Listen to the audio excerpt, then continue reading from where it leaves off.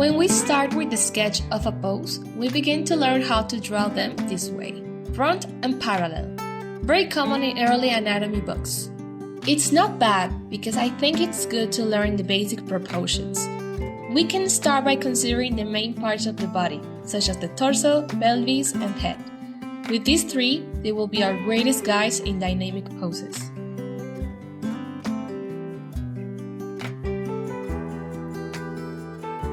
With this super weapon, we will transform anything boring into an interesting pose. As you will see, this line of action will be the one that guides and indicates the fluidity and direction of our character. It also goes hand in hand with the silhouette of the spine. This varies, but generally, it is usually shaped like a C and an S. And taking the previous example, the straight line is a symbol that this pose is not dynamic.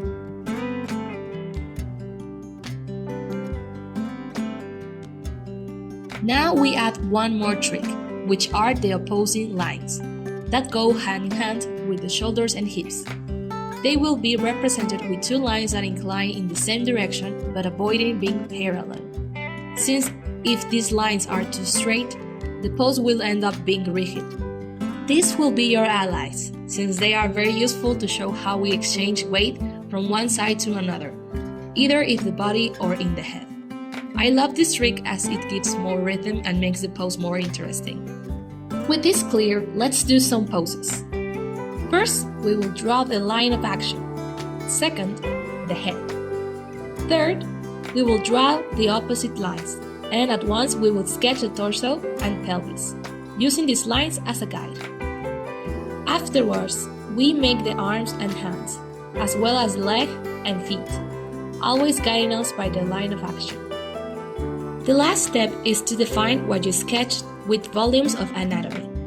For this, I recommend you to practice a lot with basic fundamentals of anatomy, as well as see references. Let me know in the comments if you would like me to do tutorials for specific body parts. You can also practice with only the shoulder and the head. You can also do dynamism in portrait styles. Don't be afraid to experiment and play with the shoulders. And well, using these methods, we will have a better control and understanding of our pose, as long as we are guided by these lines, and as a traditional, the more you understand the volumes of anatomy, the better the poses will be.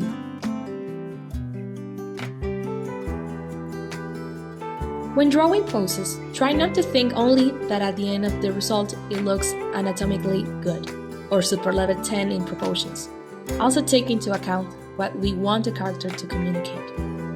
That is why you have to think beyond the action and make the character according to his or her personality, humor with which he or she is doing the action, or how he or she is doing it. Is the character happy and walks skillfully, or is the character sad and walks tired? If we make these details on our poses, the characters will be more convincing to the viewers.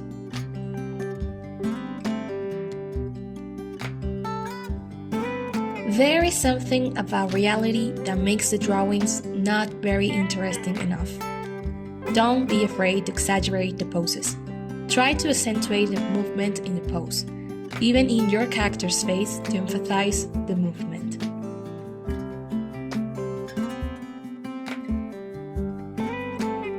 The variation in various parts of a pose is a powerful tool to make your drawings be more natural and credible.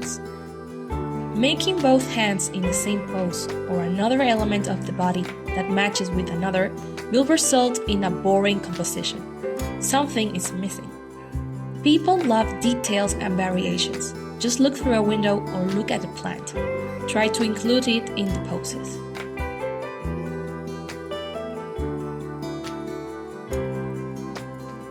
Look at these two girls. We can see that one looks more fluid and moving than the other, thanks to the fact that the pose is complemented by movements of elements, as in this case, the clothes. Something to avoid in dynamic poses is to leave the additional elements of the character static. Everything has to flow in the same direction. For example, if dancer's direction A is in a direction A, then items like clothes and hair go in the opposite direction. If the character is static and is not moving, for example, an external factor such as the wind in direction B affects the character, it must be shown. like here with the hair and clothes that go in the direction B. Everything has to be in tune. And as you will see, the dynamic poses will have opposite directions, and the static ones will have the same direction. And this is all to give a close to this tutorial. I hope it was helpful and thanks for watching. See you next tutorial. Bye!